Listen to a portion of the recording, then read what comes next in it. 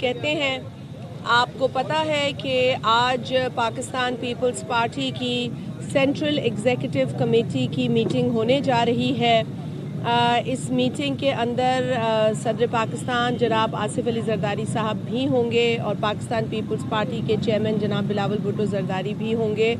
और ये मीटिंग जो है ये क्योंकि शेड्यूल में पहले नहीं थी, लेकिन कुछ ऐसे मामलात सामने आए जिसकी वजह से ये मीटिंग बुलानी पड़ी। आप जानते हैं कि पाकिस्तान पीपल्स पार्टी के चेयरमैन जनाब बिलावल भुट्टो जरदारी साहब ने 3 नवंबर को एक्स अपने अकाउंट पर एक सोशल मीडिया पोस्ट लगाई थी जिस पे उन्होंने बताया था कि पाकिस्तान के वज़ीर आज़म जनाब शहबाज शरीफ साहब उनसे मिलने तशरीफ़ लाए और सदर मुमलकत से भी उनकी मुलाकात हुई और उस मुलाकात के अंदर उन्होंने 27वीं आइनी तरमीम की बात की और उसके जो प्रपोज़ल्स हैं वो उनके सामने रखे और पाकिस्तान पीपल्स पार्टी की हिमायत उन्होंने उस वक्त उनसे मांगी।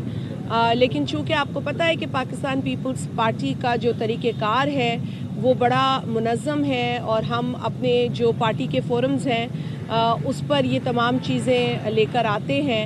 हमारी लीगल टीम भी होती है, काम कर रही होती है जो लेजिस्लेटिव बिज़नेस है उसके ऊपर, और साथ ही साथ जो पार्टी का पॉलिटिकल स्ट्रक्चर है उस पर भी ये डिस्कशन होती है। तो पाकिस्तान पीपल्स पार्टी का जो हाईएस्ट फोरम है सेंट्रल एग्जीक्यूटिव कमेटी का, उस पर हमारे चेयरमैन ने वो तमाम प्रपोज़ल्स लाने की बात की और उस पोस्ट में भी लिखा।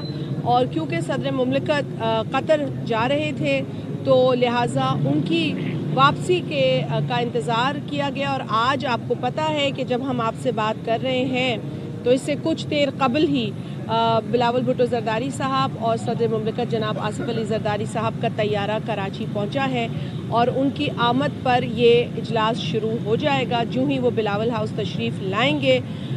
हमारे आज आप भी तवक्का यही कर रहे हैं और हम सबको ये पता है कि 27वीं आइनी तरमीम के प्रपोज़ल पे डिस्कशन होने जा रही है।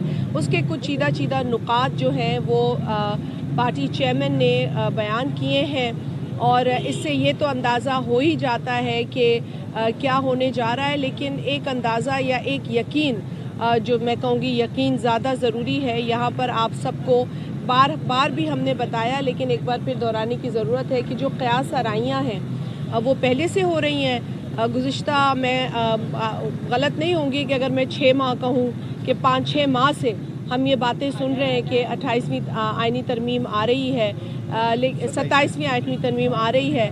लेकिन ये जो कहा गया कि जी ये तरमीम आ गई है, इस पर हम अपनी राय का इज़हार करें, ये हमारे लिए मुमकिन नहीं था क्योंकि हमारे पास कोई ऐसा प्रपोज़ल ऑफिशियली सामने नहीं आया था, ना कोई ऐसा ड्राफ्ट था कि जिसको हम देखकर आपसे इस पर गुफ्तगू कर सकते। तो ख़याली बातें थीं उस वक्त तक, कयास आराइयाँ थी, स्पेकुलेशंस थी, लिहाजा मुनासिब कभी नहीं समझा हमने कि इस पर हम कमेंट करें।